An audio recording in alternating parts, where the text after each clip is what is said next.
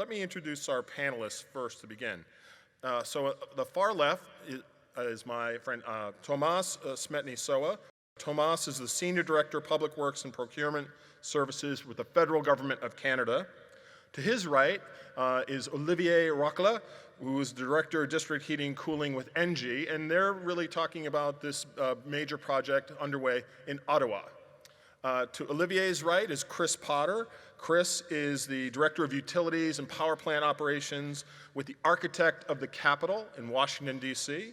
And to his right is Scott Clark. Scott is the Vice President and General Manager of Burns & McDonnell. He's located in Fort Worth. To Scott's right is Barb Frommel. Barb is with she's the Senior Director of Community Energy Planning. She's Strategic Partnerships Director for the Mayor's Office in the City of Denver. To her right is Catherine Thorne. Catherine is the Senior Director of Community Energy Planning for Enwave. So they'll be talking about this very interesting project in the Denver area. And finally, Jim Lodge, who is the Vice President of Strategy and Business Development for Clearway Energy. Jim is going to wear two hats today because Matthew Frist, who is the Vice President with Duquesne University, is not able to be with us. He had a small health ailment. So Jim is going to wear two hats. But first, let's give them a nice round of applause. As Woody Allen says, half the challenge just showing up. So welcome and thank you all. We have microphones in the middle. We're happy to take questions from the audience. As moderator, I've prepared a few softball questions. But how we're going to begin, we're going to have the public partners sort of characterize the projects. And so if you could describe for us the location, the setting, the scope, the status, what is this project, or in your case, Tomas, project that's underway in Ottawa, and then we'll move on to Scott. Tomas? Thank you. So we have a federal government-owned system in Ottawa, serve about 80 buildings, about 1 million square meters, 10 million square feet. Mainly steam, high-pressure steam. Some plants from 1960s, so quite old, and the system slowly in dear need of repairs. There was never enough money, so we decided to do something about the project. The total installed capacity is 300 megawatts heating and 200 megawatts cooling, so it's a fairly large system for us in Canada.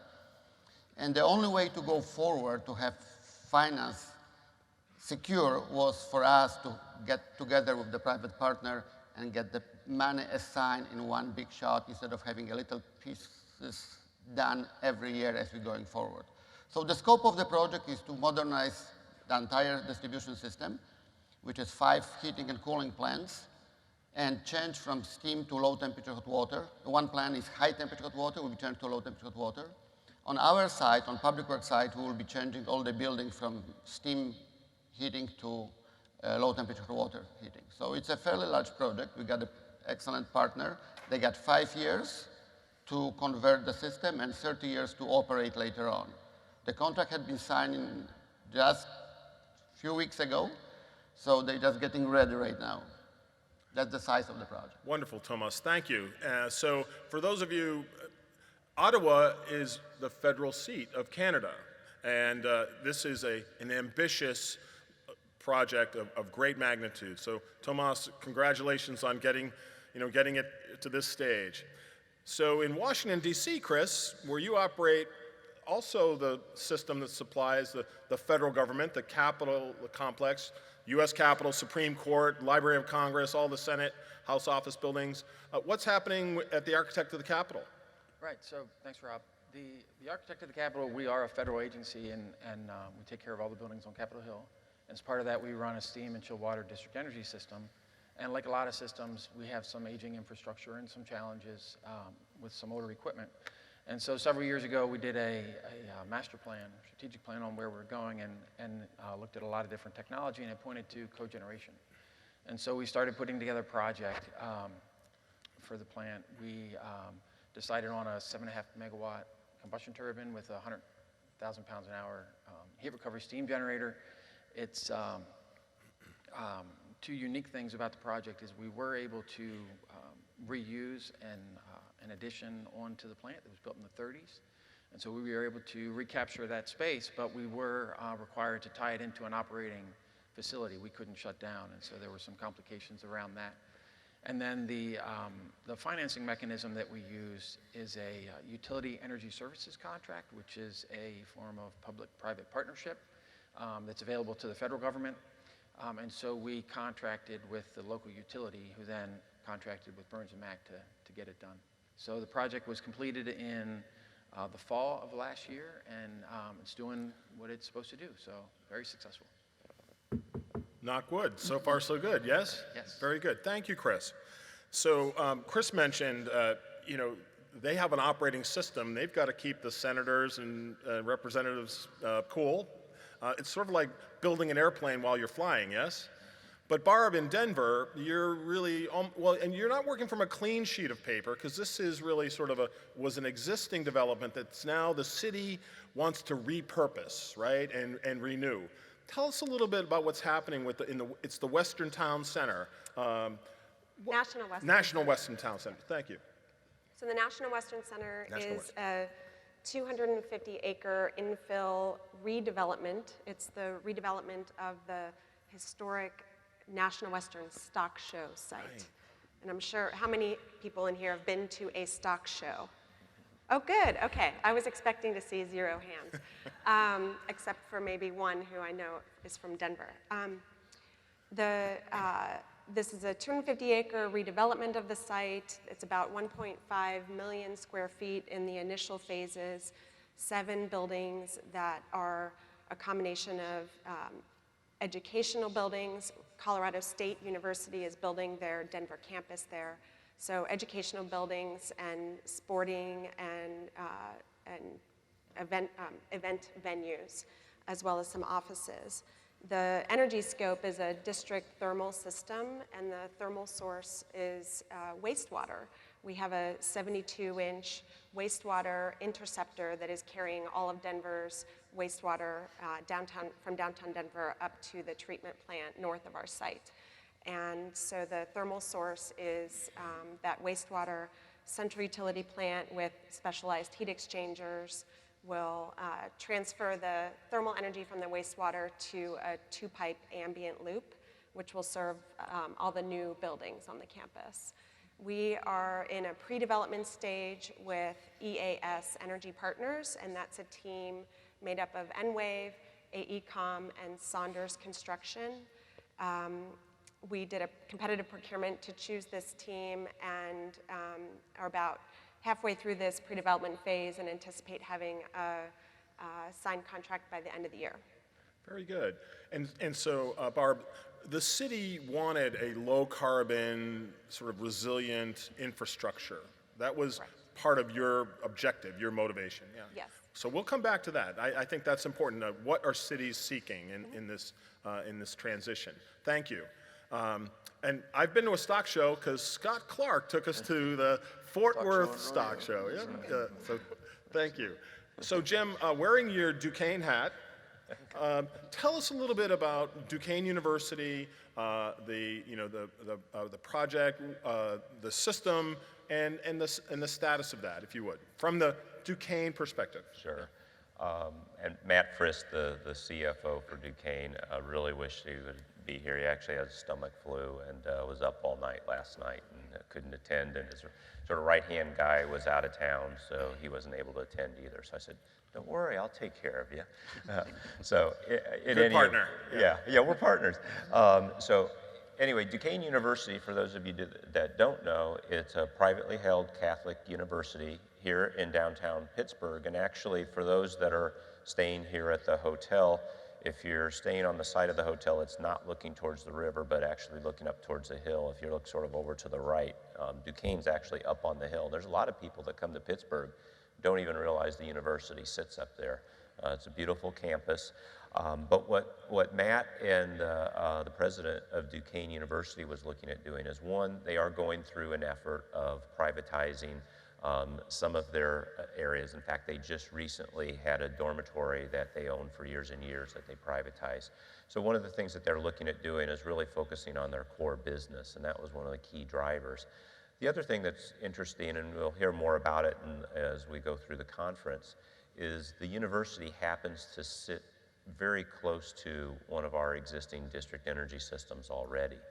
So one of the things that the university was looking at was, one, privatizing, but two, they were also looking for how can they get the biggest benefit. And they had some excess capacity. So from their perspective, what they did is they sold us, Clearway, the district energy system, and they monetized that asset, but they also, we had a value associated with their excess capacity and also some of the operating synergies. So that was provided to them up front as part of the purchase.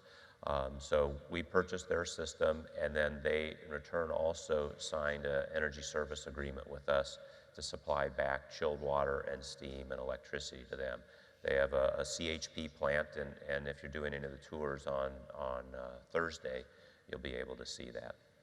And so now their system is part of a larger network, right? And was some of the motivation, Jim, to be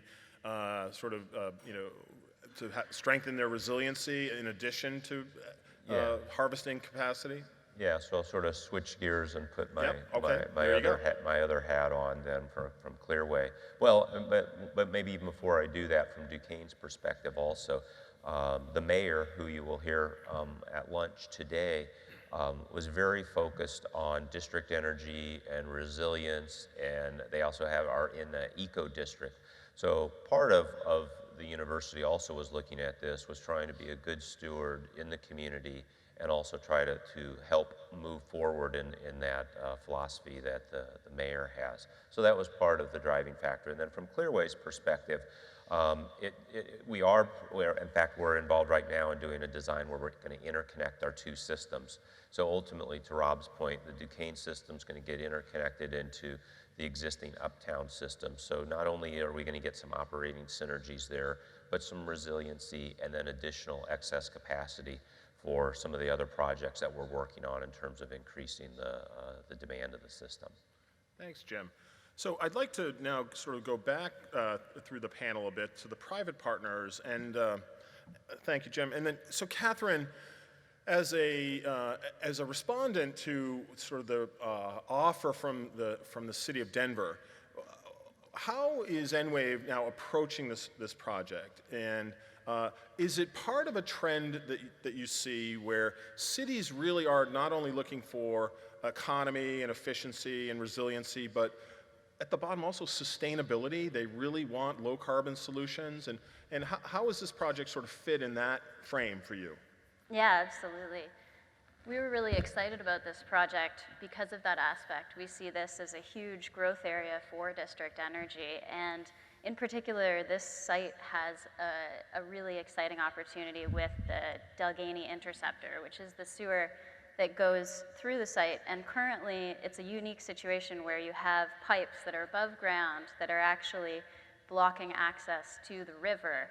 And so the local community is also really looking forward to this project because those sewer lines are going to be relocated underground. And as part of that, we're tapping into the energy. So it's both a win from the perspective of that the community really gains a much better site and more usable site, as well as the whole National Western Center revitalization, and we're able to provide a sustainable energy source. So we're really excited about that part of being part of this project. Well, that's really interesting. So this convergence of benefits is really, but does it require a certain scale? Like, you can't really do this for one building, et cetera. You kind of need a village, right, or a campus.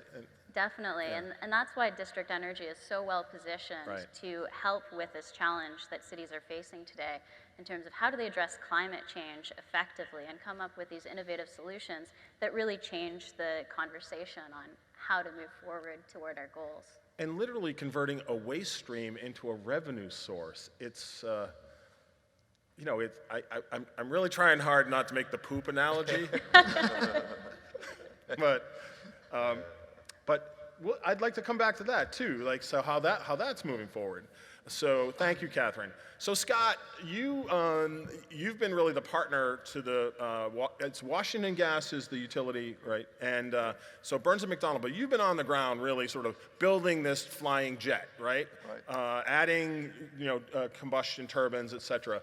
How has it been for you as a partner, kind of taking on a project of this magnitude, this importance, this sort of visibility? How's it going there in Washington? It was a very challenging project. There were a number of aspects to the project that made it very difficult. Chris mentioned a couple of them.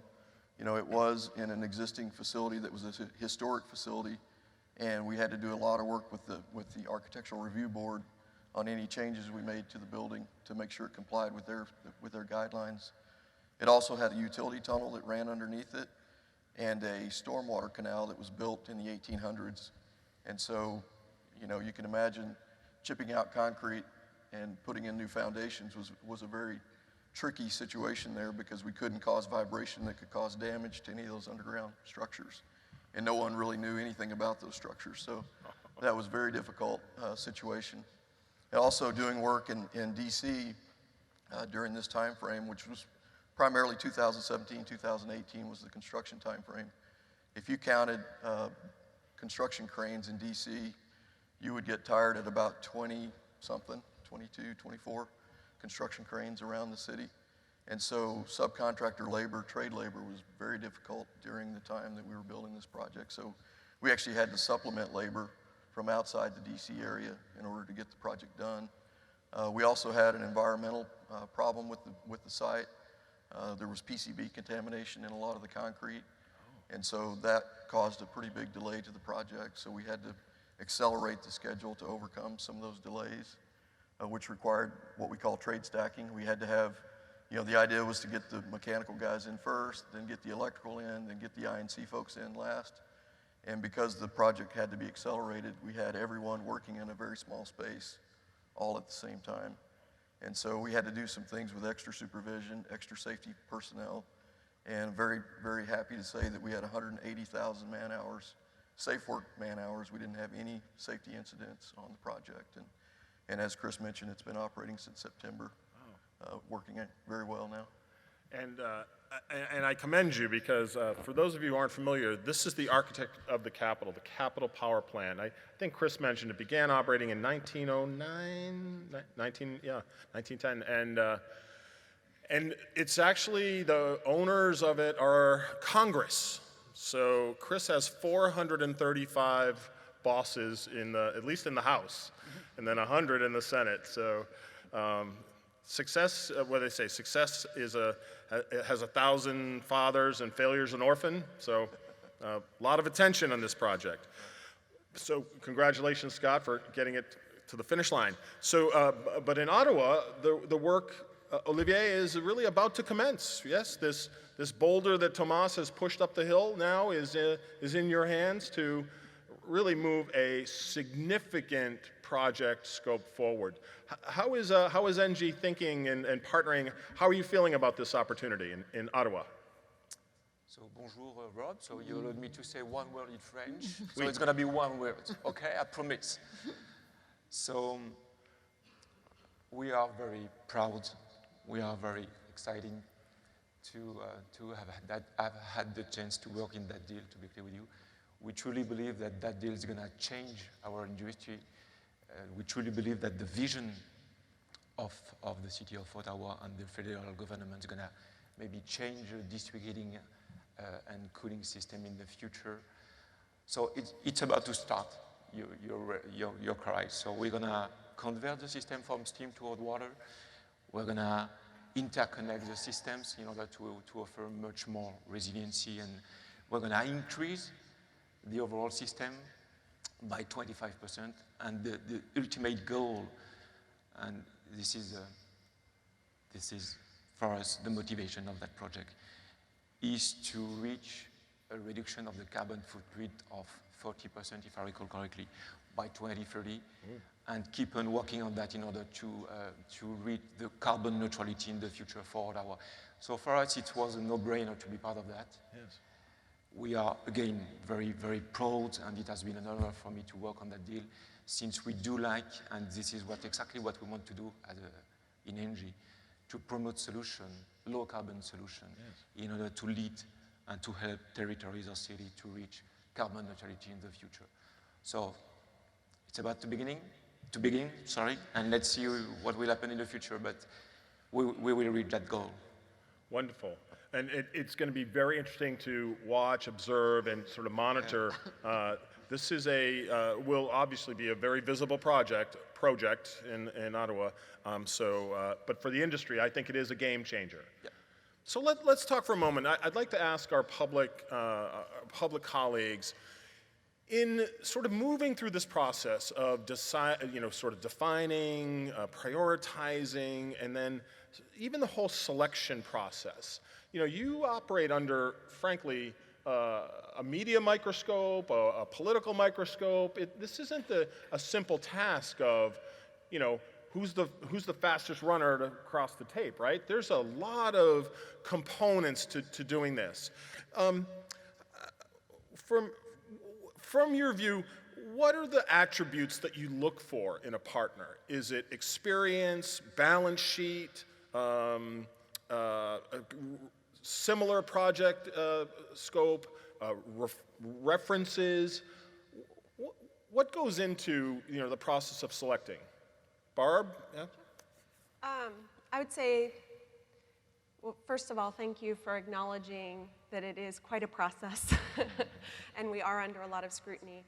I would say what we were looking for was three primary things.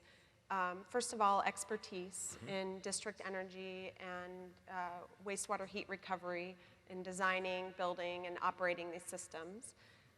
Secondly, the financial capacity to put up the capital up front for the project and to take on all or most of the risk and the willingness to do that.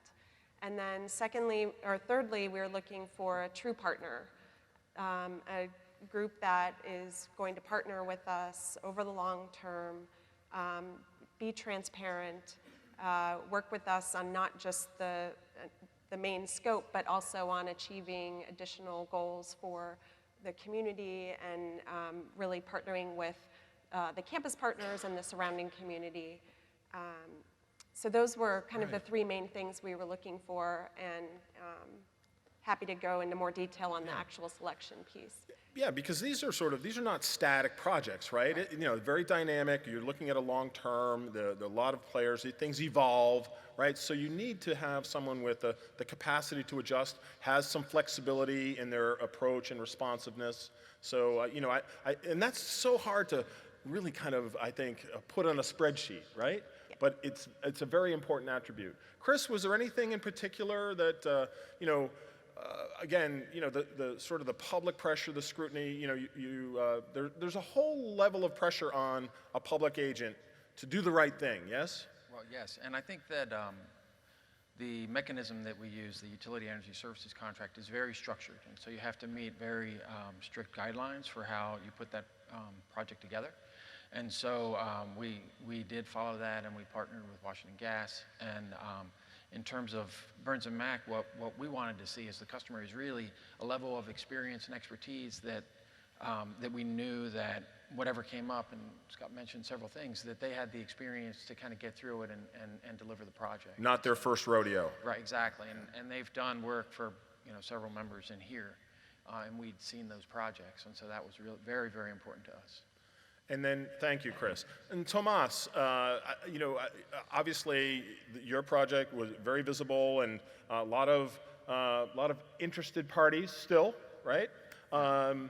Share with us a little bit, if you would, just the criteria, the process that the federal government undertook. I know it was lengthy and definitive and challenging. Yes, definitely. So I echo Barbara's comments. We were looking for the experienced partner that we can stay together for 35 years.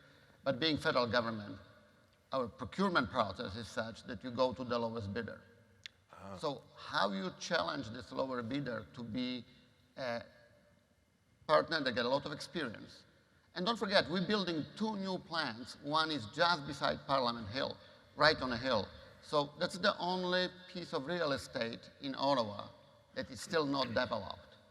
So how you prevent the private partner to build a bunker over there? If you go to the lowest bidder, you'll get a concrete box. I mean, that's the fact. They want to win the contract, so they have to go cut the cost. So I think our innovation in this procurement was that we put some incentive to make this plant beautiful, and there were actual credit in a evaluation of the proposal that give them credit for aesthetics of the plant. And I think that was unique in the P3 proponent that they put together. That's interesting. You recognize that this is a long life asset, right? And it'll have an imprint on the community. Absolutely. And it's not sufficient just to be efficient and reliable. It actually needs to be a real asset. Yes, yeah. So now I'd like to ask our private partners, this process of the selection, the competition, the submittals, the whole beauty contest aspect of this is time consuming. This is really, there's a fair amount of opportunity cost in, sort of being a respondent to these opportunities. How do you evaluate which ones you really sort of, go after? Because there's finite resources, right? You only have so much staff. How do you make a determination where to invest your resources and time to think about, winning, capturing these types of projects? Jim, and then Catherine? From Duquesne's perspective, with it being local and right adjacent to our facility, it was sort of a no-brainer in some respects. However, that being said, these are long-term agreements, and there's going to be things that you can't write in the contract that come up over the time. And so you're going to want to have a partner, and I think this works for both parties, that are aligned with one another and that have the same values as you have, because there's things that are going to go wrong, things that are going to happen, and I think you've got to have confidence that in the long run, people are working towards the same common goal. So I guess when we look at really being able to find a partner, that's probably one of the most key things that we're looking for. And then obviously there's an integrity and professionalism, right? So, Scott, you find PCBs in the concrete. No one really anticipated that. I mean, you always have contingency, right? But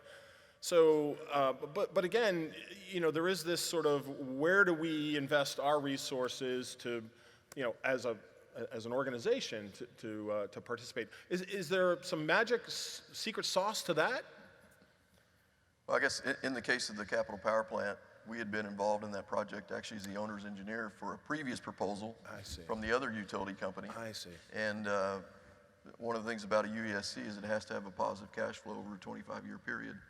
And through that process, they were not able to get the financials to work out. So that's when we got partnered up with Washington Gas, and we were able to develop a lower cost alternative that met all the financial requirements. So in that case, we were kind of already working with AOC, and it was an extension of that work that we'd already been doing. But on a typical project, we have to do an internal no-go, no-go, which has a number of factors in it. Risk-reward factors. We look at the financial risk, the contractual risk. Is it a client that we know and have worked with before? So there's a number of factors that go into that evaluation. And I would imagine that's getting more challenging now as sort of our industry is sort of getting sort of groovier and more visible and more opportunities are coming, that really there's sort of, more cars to chase, right? But Catherine, I heard you say from an N-Wave perspective, I think, did I hear you say that sort of the paradigm shift of this project is really compelling for you? Sort of really, the waste recovery, the unique aspect of it. Was that, part of the factoring for you, seeking this? Yeah, absolutely. We look at projects in terms of their value, but from a few different perspectives. And one of those key perspectives is, how does it fit into our overall strategic positioning long term? Where do we see the growth opportunities? And the wastewater heat recovery and carbon aspirations of the project were a huge part of that. But then aside from that, we also look at how executable the project is. That's a really important part because, as you said, we're in the lucky position today that there are so many opportunities, we have to choose which ones we put a lot of resources behind. And what really attracted us in terms of this project being executable was the partner that we were working with. So I want to echo the sentiments said before about partnership and really making sure that the team is clearly committed, they've done their due diligence, and they've put a lot into developing this project before bringing you to the table, so that we actually participated in the early RFI stages and we got a sense of the team at the City of Denver, and that really gave us confidence that, boy, this exciting project, their ambitions, this can actually happen, because too many times you just hear ambitions, and you really need champions behind it.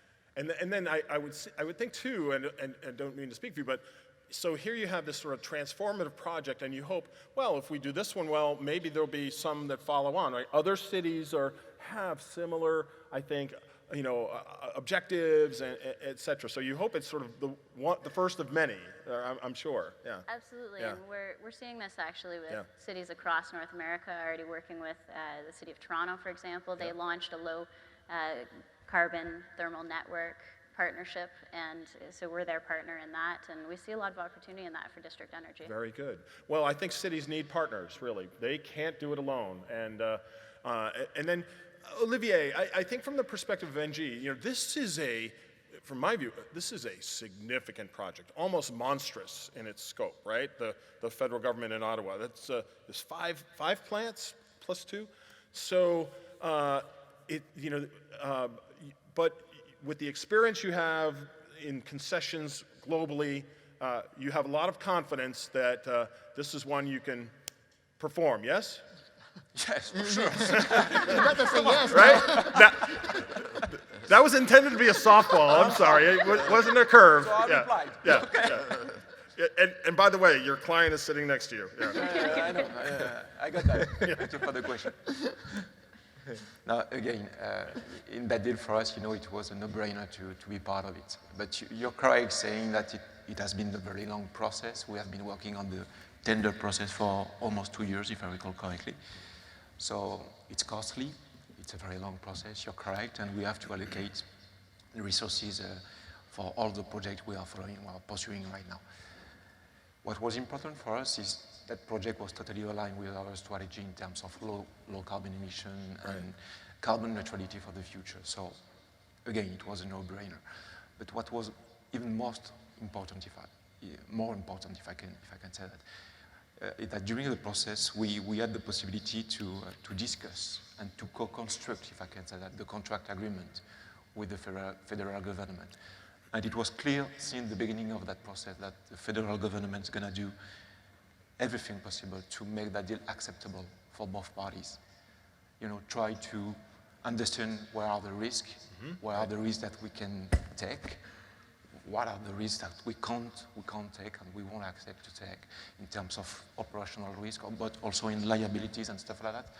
So we had the chance to discuss for almost 1 year in order to reach an agreement which is feasible and again viable for both parties. And it's important, I think, that both parties sort of understand the risk, right? This hairy thing in the middle, right? And who's got it when it starts to bite. And where, in terms of, let's just talk about that, so to both public and private. In terms of moving these things forward, what is the most challenging thing? Is it identifying the risk? Is it apportioning the risk? Is it really kind of valuing it? Is it having an understanding that, as they say, stuff happens and how that'll be dealt with? What have you learned so far, in this cycle? Barb, any thoughts on that? I think one of the biggest challenges we're dealing with at the National Western Center currently is simply the fact that we have several entities on the owner side. Right. We have the City of Denver is the primary property owner of the campus, but we've established a nonprofit authority, a separate entity, to be the long-term operations and maintenance and programming party, and they have a 100-year master lease of the campus. I see. In addition, we have Colorado State University and the Western Stock Show Association, who are additional property owners. So it's not so much of a risk conversation, but more of a how do we get these agreements in place so this all flows smoothly. So the whole Jenga of, right, creating the alignments and sort of keeping the tower together, Yes. right? Yeah, interesting. So yeah, and I would also think, you know, I wouldn't consider like a federal government to be a nimble partner. Sorry, Chris. Sorry, Tomas. You know, somewhat monolithic, somewhat geologic, right? But you know, how are you sort of managing internally, you know, the conversations about these projects? So I can tell you maybe one thing, example, policy. Politics? Policy. Policy. Federal government policy. We have a policy, there's no cap on liability. No cap, zero cap. So that was one almost deal breaker. For us to change that, you have to go to Treasury Board. It takes years to change the policy. Oh. We got 6 months when it came up, and a private partner said, no, we're walking away. Can't accept that. Try to convince several levels of management going up all the way to the Senate to change it in 6 months. It was very challenging. We managed to get halfway through, so first party, third party, we got a cap on one, not on another one. But that kind of stuff that, from my perspective, I never expect that to happen in the last 3-4 months of negotiation when the lawyer comes to the table. Like, we technical people, like, you know, it's when we got the lawyers at the table, subject is completely different. A lot of red ink, yes. As Shakespeare said. Yeah, so that, to me, that was an eye-opener. Yes, yeah. And then, but Chris, so you're using the Utility Energy Services Contract, which really is a, you know, kind of a predetermined model for the local utility having the right to provide an energy service contract to public entities, right? So that was that framework very helpful to you in sort of kind of having the ability to look at the project risk and allocate it? I think having the framework was helpful. Yeah. As an agency, we've also used ESPC contracts Yeah. To do some work in the Capitol and some of the other buildings, and so that is another mechanism where it's you can get third-party financing to do some important projects. I think for us, one of the biggest challenges was the approval process. I mean, Yeah. it took years and years with just persistent, consistent messaging that we needed to keep selling the project, talk about all the benefits of it, why we should do it, and then you know, there's changes in leadership and oversight and so forth, and so you need to stay consistent and keep pushing the boulder up the hill, and then eventually you get approval. Yeah, so I mean, Congress turns over, right? 435, not that they don't all change every year, but boy, talk about, you know, sort of changing of the guard. But Jim, I've heard you mention too, here in Pittsburgh, you know, you have a long-term contract, but you also have like increments of the contract, right? So am I right? Is it 3 10-year agreements or no? No. No, okay, it's a 30-year agreement, okay. Rob, don't 40. go into that territory, yeah, but again, sort of, so the risk, you had to look at, you know, what they have as an asset and how is that gonna interconnect with yours, et cetera.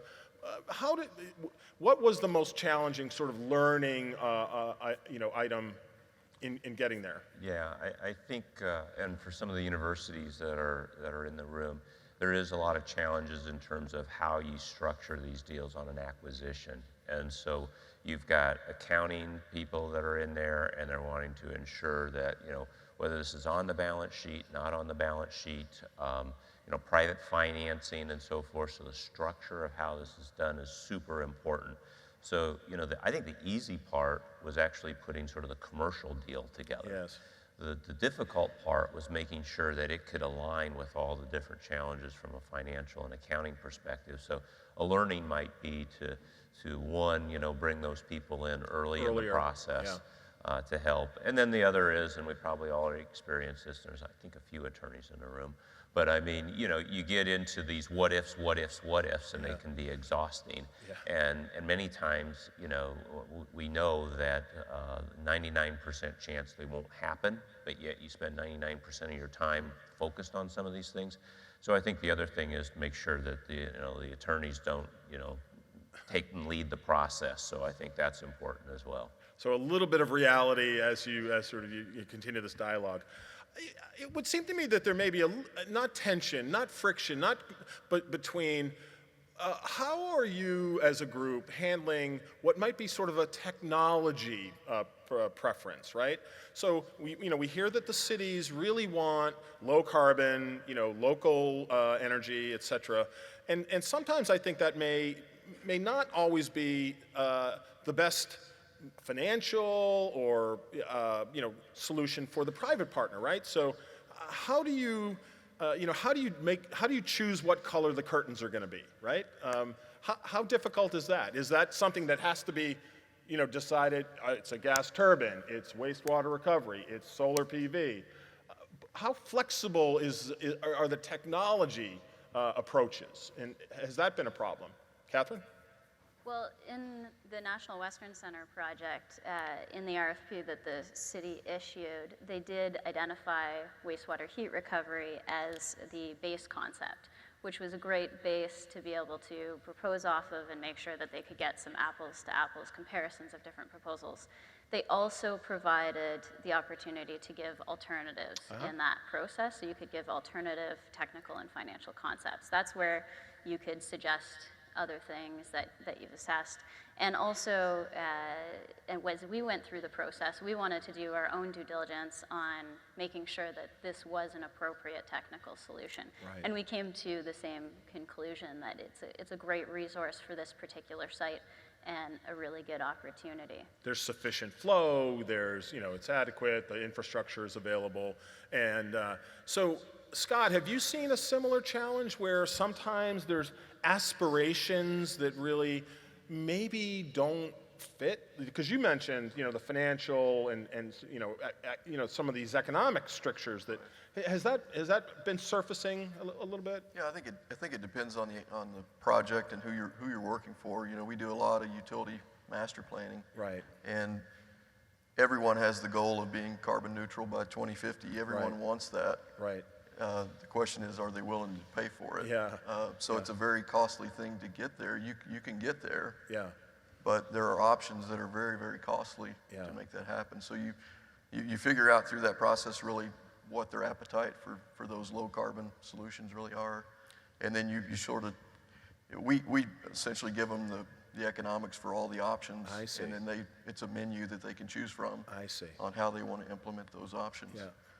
So yeah, on the master planning side, that's kind of how we deal with that. And then we work with a lot of district energy companies too. And so at the end of the day, they have to be able to make a profit.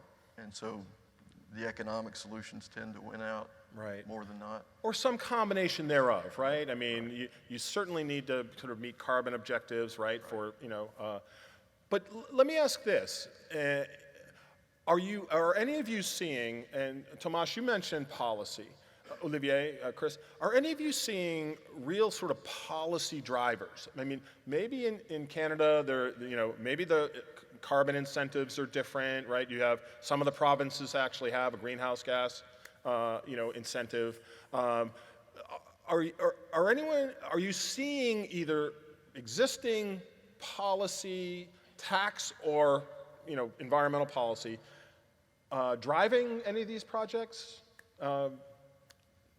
Tomas? Yeah, for sure. Like, in our case, it took us 10 years to get the project to contract signature, and the driver changed every 4 years.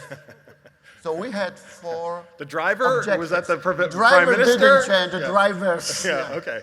So what happens, we got 4 objectives. Financial, to be less expensive. Environmental, to be greener. To be safer. And to get rid of the public works operation and transfer it over to the private partner. So it started in 2009 after explosion that we have in our plant. Safety first, we have to move from steam to low temperature water. For a couple of years, that's what ESAP was founded. Then it switched to financial.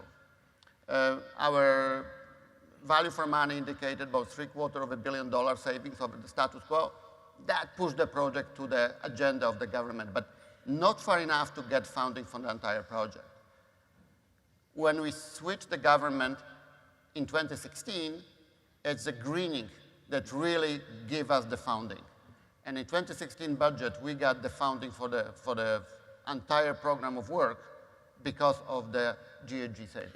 So at the federal level, there was a desire to actually reduce Absolutely. carbon. Yeah. Oh, interesting. Absolutely. Yeah. So different in Ottawa than in Washington, D.C. at the federal level. Chris, but I know not only you actually work for the federal government, but you have a local district government that you also have to answer to, air quality, et cetera. So, but were there any sort of policy drivers? There's a lot of work underway in Washington. Right. So, policy, regarding policy, I may have mentioned I'm a federal employee, so I'd like to say no comment on policy.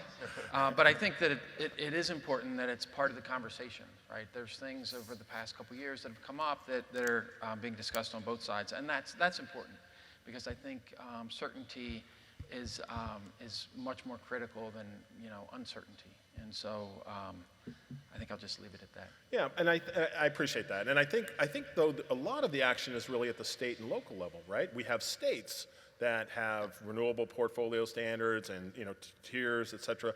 Barbara, in Colorado, is there anything in particular in the Colorado framework where this project kind of fits that? Is there some carbon incentives at all, or? I would say not so much at the state level. Okay. In our case, Yep. it was really local policy. Yep. So specifically, our master plan, which is a city-created and city council adopted master plan for this campus, had a net zero energy goal. I see. And we take our land use plans pretty seriously in Denver. Yes. In addition to that, the city adopted or refined their climate action plans for the city recently to also include net zero buildings by 2035, as well as 100% renewable buildings, city-owned buildings by 2025.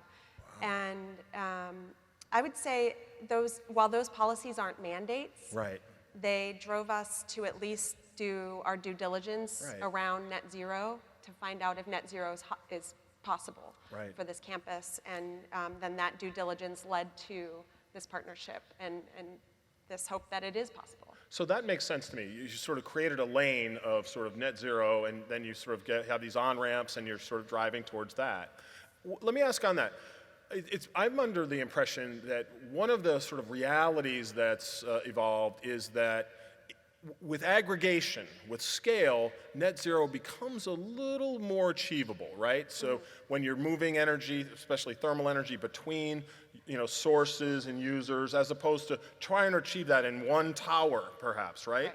So is that something that you're all seeing, that sort of the aggregation actually is an enabling platform, that's where district energy fits well? Anyone care to? Yeah, Jim, and then Catherine? Yeah, I would just say it was really key, actually, with what we were doing, because, again, the intent was not only to bring the Duquesne University plant networked and connected into our existing system, but also there was a unique aspect to that they had excess steam in the summertime, and so they were using that to drive an absorber, which is fine. However, they were having problems with their absorber, and it wasn't as cost effective. It was efficient, but not as cost effective.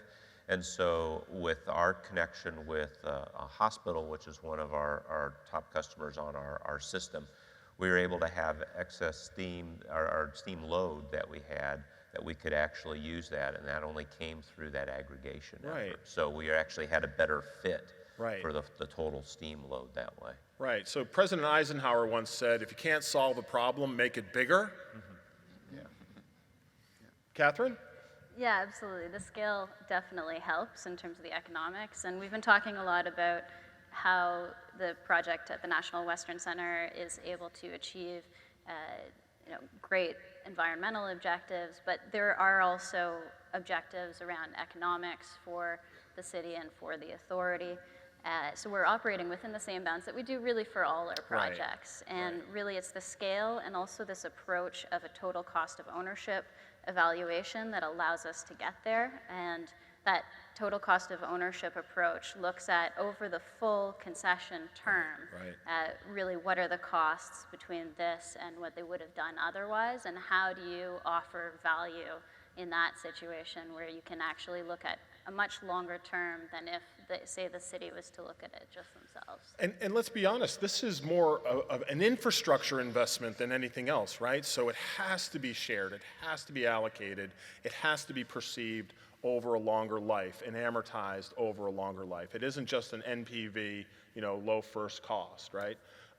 So as we go forward, what challenge do we have as an industry to kind of sort of reform this thinking, right? It seems like some cities, get it, right? God bless Denver and others here in Pittsburgh. But is that sort of now our challenge is to help shift the thinking to aggregation and scale as an industry? Olivier, it seems that's where NG lives and thrives, yes? It's going to be very, very difficult for me to reply to that question, but look at what happens right now in the cooling demand worldwide. Just to reply to your comment about the scale and the aggregation of the demand. Since the 1990s, if I recall correctly, the cooling demand tripled, more or less. In the exact same period of time, the CO2 emission related to the cooling tripled as well. Mm-hmm. Due to the fact that we are right now storing air conditioning units which are not efficient, and we are creating stress on the grid, strain on the grid also, and we are creating CO2 emission increasing and rising everywhere. So in dense area, our belief is that district cooling might be a solution. Getting back to the point of the scale and the aggregation. Thanks to district cooling, we will be able to increase the efficiency at the territorial level. We will be able to reduce the number of refrigerant use and leakages. We will be able to reduce the CO2 emission. We will be able to reduce the peak demand on the grid. We will be able to reduce the strain on the grid also.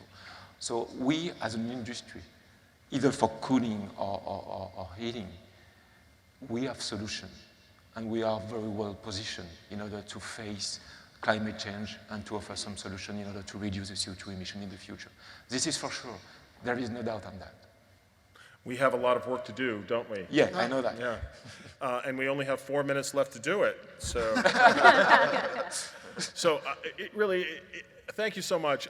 And just if you could offer one quick crystal ball to the audience. From your view, what would make your project a success? So, 5, 10 years from now, or 30 for that matter, how would you characterize the project we're currently talking about? How would you consider it a success? Economic, making poop happen, master developers, everyone happy? Jim, we'll go right down the line. Okay. What I would say is, again, one of our reasons for the acquisition was to be able to really build and add to our existing systems that we have here. So success for me would be looking out, and that excess capacity that we actually acquired, we've sold and we've expanded, and we've used that to help with the future development. So you've realized the scale and the aggregation. Thank you. Catherine. From my perspective, success for the National Western Center would include all of the usual in terms of efficiency and an affordable solution and pushing the ball forward in terms of these climate objectives. But really, the exciting part of this site, I think, is creating a place where it's more than energy. The energy is an enabler, but really we start integrating CSU, Colorado State University, has buildings on the campus, and it becomes a part of the engagement of the site. That's real success to me. So do you mean that the students now are sort of participating in this living lab and are witnessing how this can work? Yes, and the larger community, and Great. It becomes actually a showcase that helps move the city of Denver and others forward in Wonderful. terms of using these solutions. That's a very inspirational thought. Thank you. Barb, from your view. So I'll echo what Catherine said. First and foremost, meeting the operational needs of the campus at an affordable cost, but then also serving this larger community or regional purpose, being a center for education and excellence, where people come to learn about energy and clean energy. Well, I look forward to it. So not only an economic engine, but really an educational component to it. Wonderful. That's great. Scott, how you're through the finish line, but Right. Yeah, almost. Yeah, I think, for the next 25 years, I hope the project improves the reliability of the campus. I hope that it provides the environmental benefits that it was based on, and that it provides energy savings for the architect of the Capitol for the next 25 years. Well done. Thank you. Chris? And I'll just echo Scott's comments, and those really result in cost savings, which is how the project was justified. The other thing to add that we didn't mention is that within the available space, we squeezed everything into half of the facility, and so what that does is that it allows us to build another unit in the future, and I think that those kind of options remaining available, District Energy gives a great platform to kind of do that. So you could actually do more with the same footprint. And just so you know, ladies and gentlemen, every year at the State of the Union address, when I'm sweating for Chris, hoping that everything stays cool, the lights stay on, and Right. like I exhale when it's all over and done. Olivier, from your view, how will this substantial project, how would you consider it a success in Ottawa? First of all, yeah, we will have to achieve and to meet the 100 pages of technical requirements to be met, if I recall correctly, for sure.